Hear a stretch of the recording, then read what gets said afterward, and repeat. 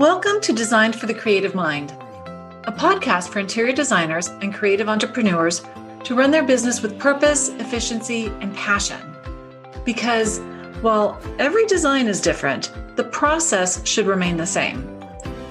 Prepare yourself for some good conversations with amazing guests, a dash of Jesus, and a touch of the woo-woo, and probably a swear word or two. If you're ready to stop trading your time for money and enjoy your interior design business, you are in the right place. I'm your host, Michelle Lynn.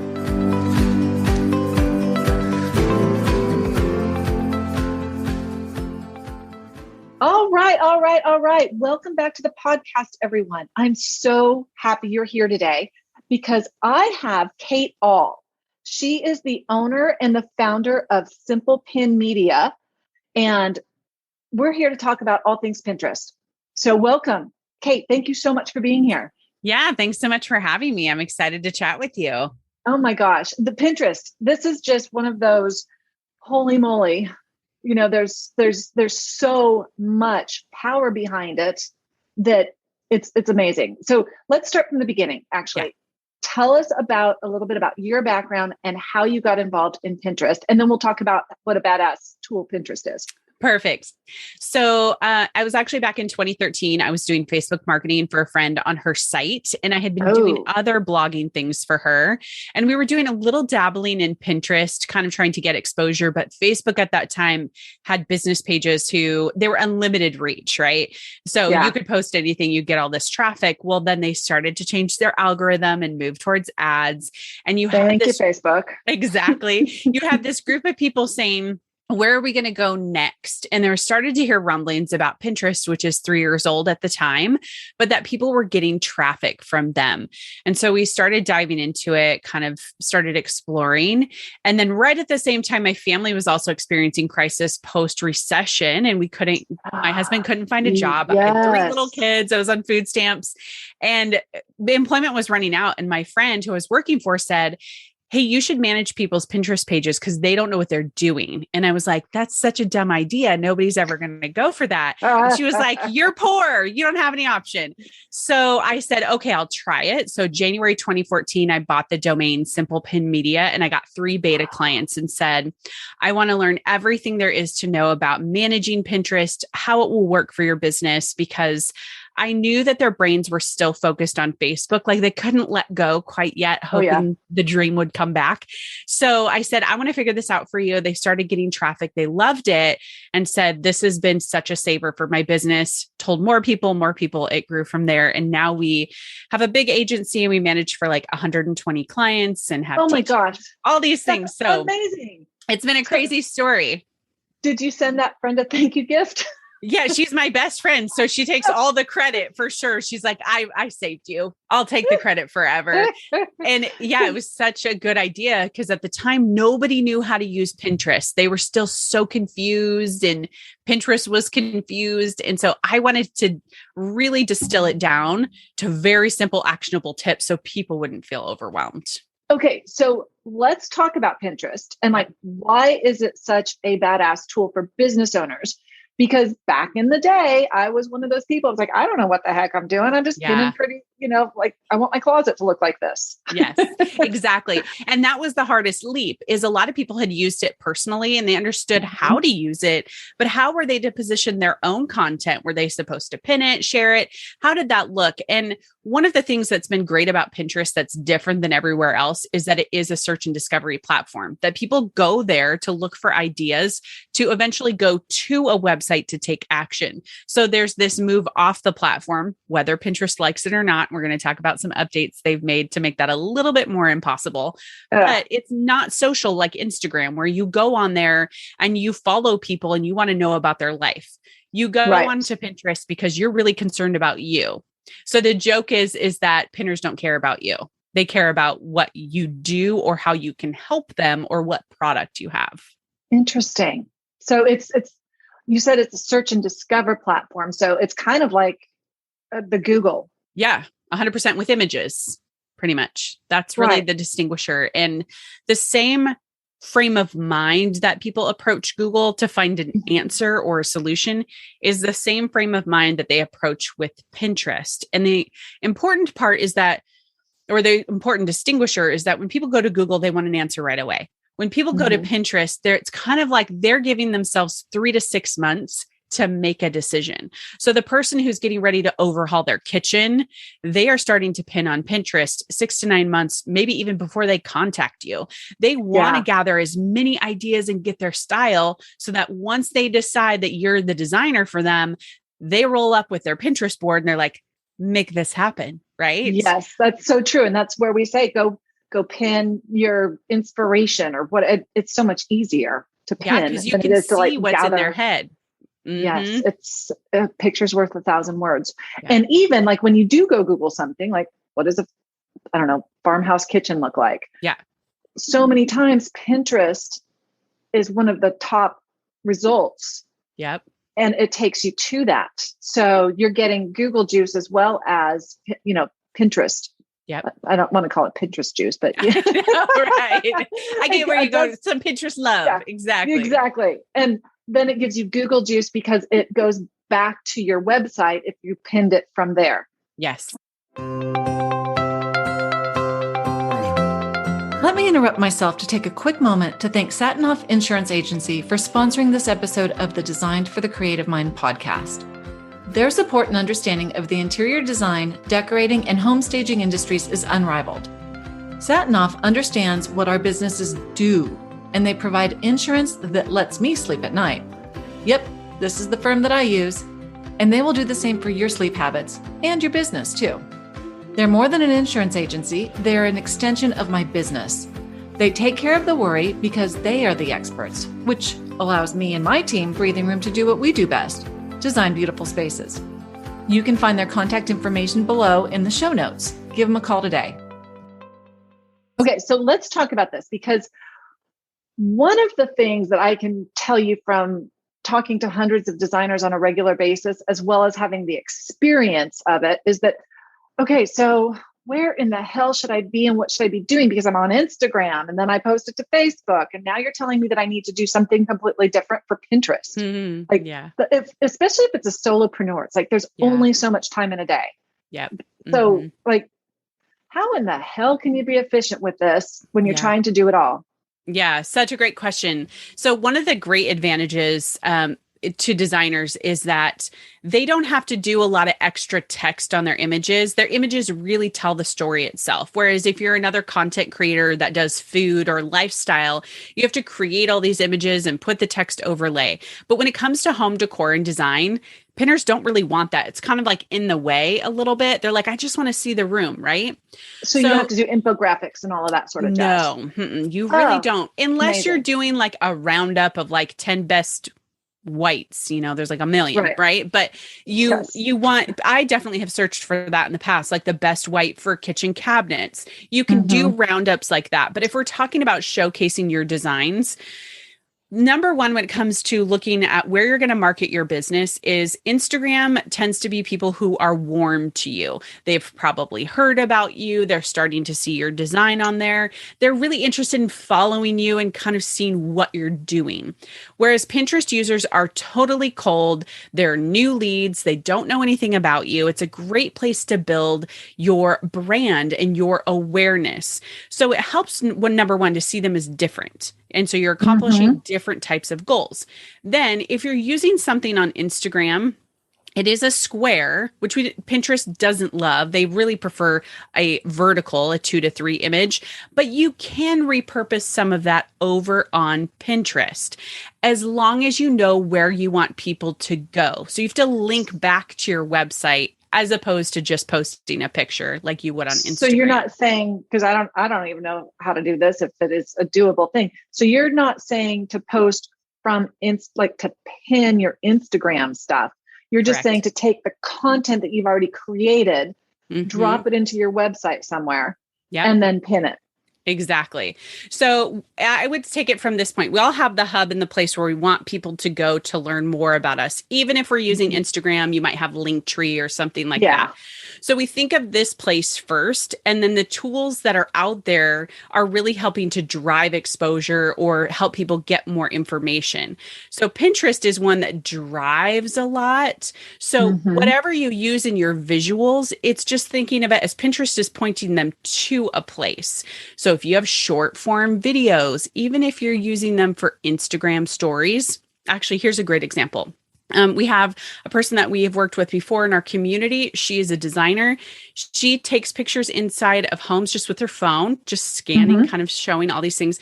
She can upload them to Pinterest as well. And she can direct it back to her website, write a little bit in the pin description, takes her 10 minutes or so. And she gets a lot of people asking questions like, where did you get that sofa? Or how did you design this? Or it piques people's interest. For So sure. when it comes to like, where should I be? Where are all the things? That's going to come down to time management and goals. So a lot of people gravitate towards Instagram because you get all these engagement feels, right? People are liking Hmm. or they're commenting.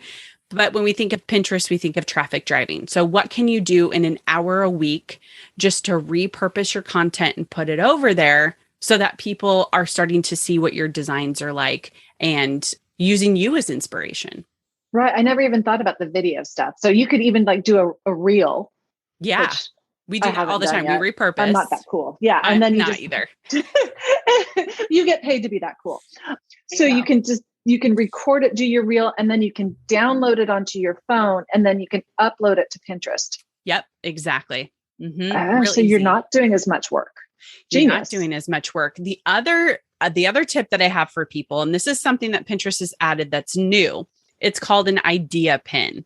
And so you're taking images and you are uploading them. They're kind of like an Instagram story, and you are Hmm. just showing the process. Let's say you have an in process of a kitchen being built and Right. you have 5 pictures. You could show that transformation in an idea pin. And then at the end, it prompts people to follow you. Then they come to your website, from Oh, your that's Pinterest fun. profile.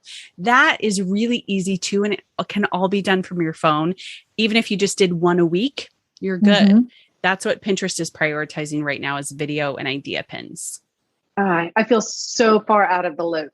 I I've just know. not been on Pinterest for ages Yeah. and ages. And yeah, I went in there the other day for something and I logged in. I was like, this doesn't look like it used to. That Which shows you I how long it's been. to that point, which I think is really good, before anybody dives into Pinterest marketing, even if you were on it a long time ago, like you, or never really spent a whole lot of time, I tell people to open their phone and just spend 30 minutes on the platform. Just use it like a user, because then Mm-hmm. that gives you the frame of reference to how you will use it as a marketer. And if you understand what's on there, what appeals to you, you can use the Mm-hmm. search bar, search anything, search what you design just to see what competition is on there. Just play Yeah, around. amazing. And also, one thing I do remember from back in the day is making sure that all of our images on the website are pinnable, Yes. right? Mhm. Like, Yes, isn't there like correct. a little plugin or something that you put on the website so that anybody who comes can pin it and save it? Yes, exactly. This is really important for people. So if they're on Pinterest and they click on your pin and come to your website, they're still functioning in the app and there's a pin it button at the top. But if Right. they're not and they're coming from Google, you can add plugins. There's one called Grow. There's a few other out there where you can add the pin it button. And design Mm-hmm. is especially important because people don't want to forget what they saw because it's their inspiration. So if you have a pin it button on your website, it makes your marketing easier because people are sharing for you and then more Yes. people see it. And then we should be sharing our own too Yes. onto our own profile. Correct. So yeah, I think every image, whether it is a blog or whether it's your portfolio or even your would you do your profile headshot No, things? you wouldn't do your profile headshot. Sometimes I'll come across that and it feels very like, why is somebody's Weird. picture up there? I don't really know why. So yeah, don't worry about anything that has to do Unless with you're like too a much. fashion blogger or something, makeup Exactly. But if it's just artist. your headshot and it's like, hey, I'm here, you don't want that on Pinterest. I don't need people pinning that stuff. Correct. Correct. Too funny. Okay. What else? What don't I know to ask you? Okay. So, I would say number one, I gave a few beginner tips. I'll go through like three of those. So number one, use it for an hour, half hour, just get familiar with it. Number two, set up your Pinterest profile. It should be a business account, which is free. If you just do business.pinterest.com, it'll convert a personal account to a business or get it set up.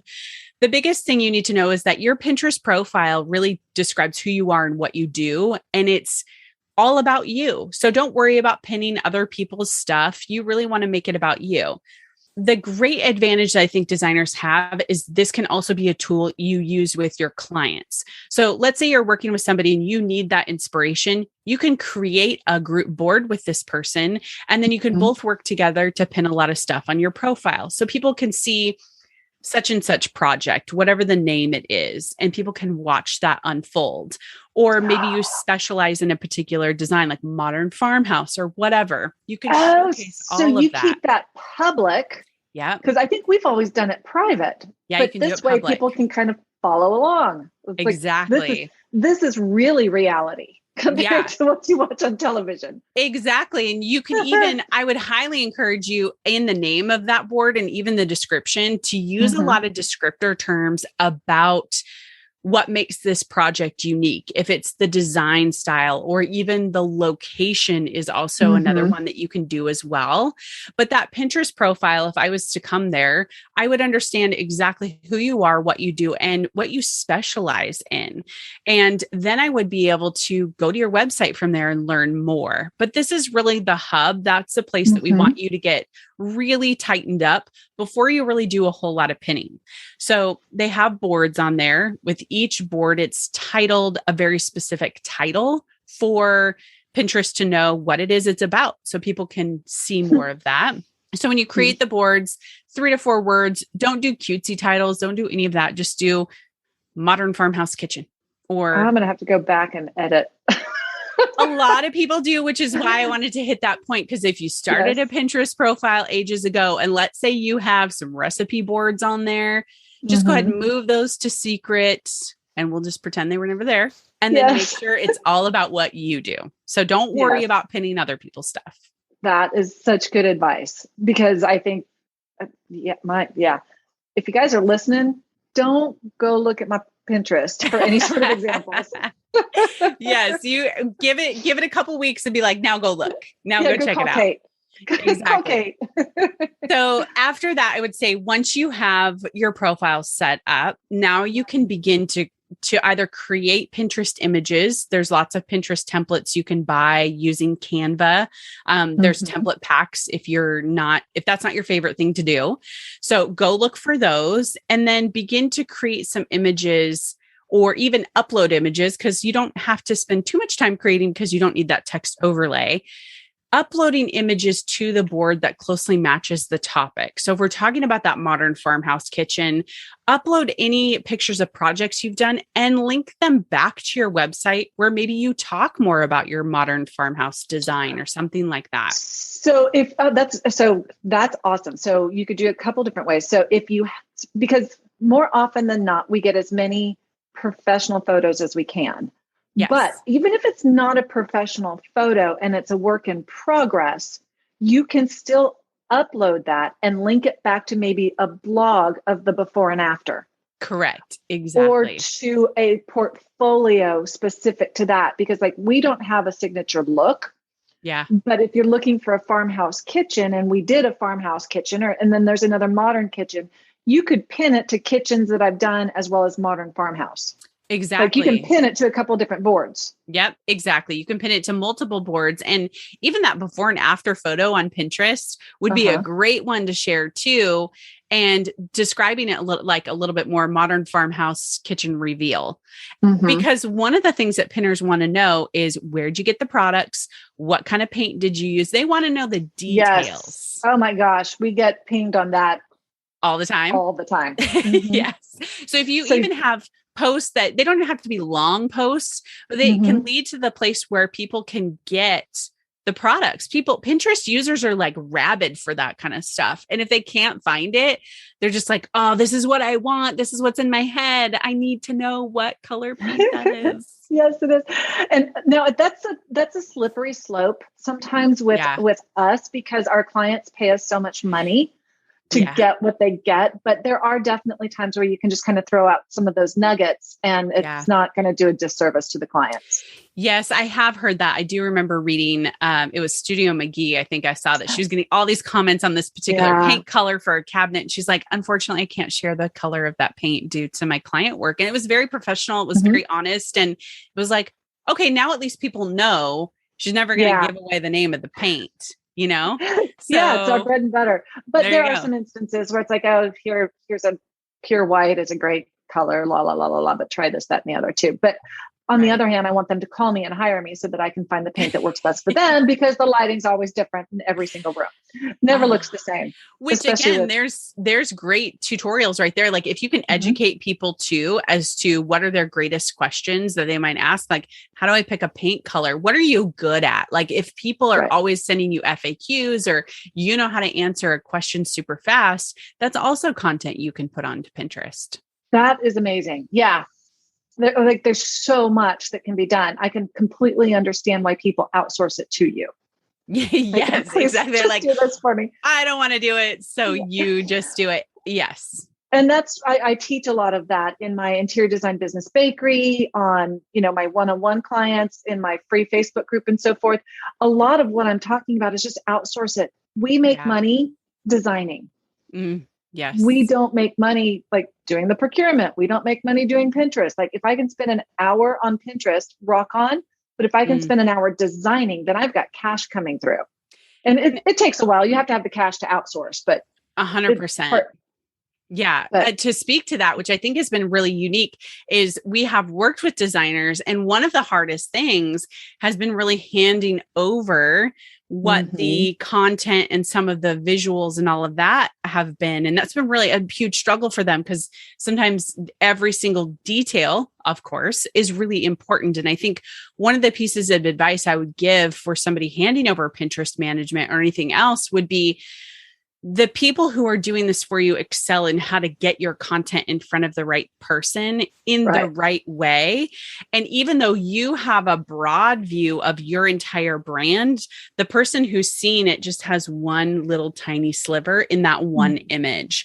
And so it's really important to remember that sometimes it's letting go of the reins just a tiny bit, and then allowing that person really to excel from there. Because I would say that's been one of the things we've learned about interior designers, is really how to get them comfortable letting go of that aesthetic a little bit and not worrying too much about it, but just knowing, man, people are searching for the terms.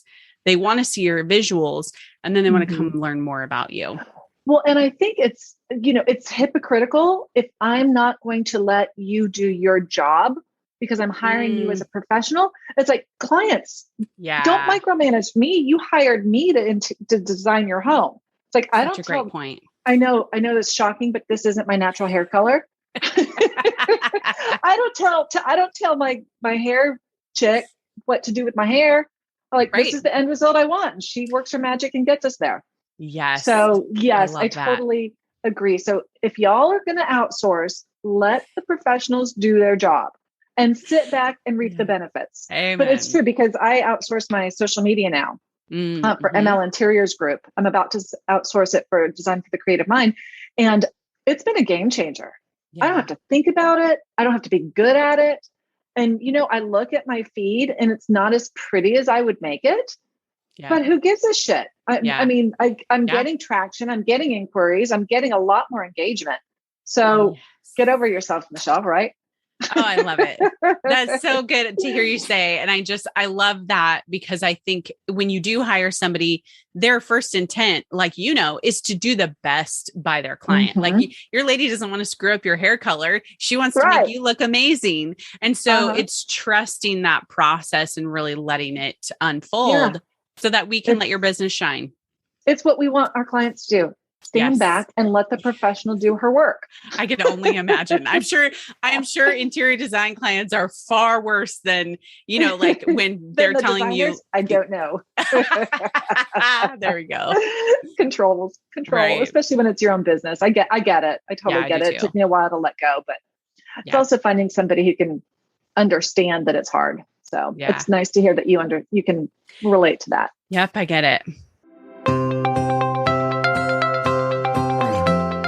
Y'all, this podcast episode was made possible in part by Foyer, a lightning-fast interior design software that creates photorealistic renderings. I'm not kidding. You can barely tell that it's not a real room. So why leave your beautiful designs up to the imagination of your client when you can show them what their space is going to look like? You will sign more clients and get more approvals with this software. It's powered by artificial intelligence. And I'll vouch for its ease because if I can do it, anybody can. Because y'all know that my design team are the ones who do all the work. Find them at foyr.com as well as in the show notes.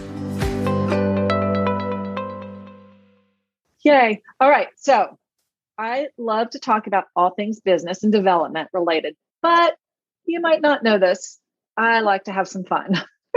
So this next segment is called Rapid Fire Q&A. It's just a format to get to know you a little bit better so that the audience, we have a little bit of fun. Yeah. And then nothing's off the table. And then at the end, we will make sure that people know how to get in touch with you. Okay. So, all right. Are you ready? Dun, dun, dun. I'm ready. We'll start off easy. Left or right-handed? Right. Favorite ice cream flavor? Ooh, like chocolate peanut butter. Oh God. Yeah. That sounds so good. Dream travel destination? Bora Bora. Oh, that sounds fun. Red or white wine? Oh, red. Many reasons that we would get along. Who's your favorite superhero? None. That's okay. My kids all watch it all the time. I have no idea. I would answer wrong. Fair enough. Enough. So just don't answer instead of embarrassing yourself. Check. That's very respectable. When was the last time you laughed so hard you peed yourself? Oh gosh. I go to Cabo once a year with the mastermind, and I feel like it's every day I'm laughing so hard I'm peeing myself. We go to a resort called Le Blanc, and it's amazing. So Le Blanc. Oh, yes. So check that out. It's amazing. I would say there every day. That's so fun. That is so fun. And especially since it's work related. Yeah. And I can write it off. Cool. Yes. That's so fun. All right. Beach or mountains? Beach.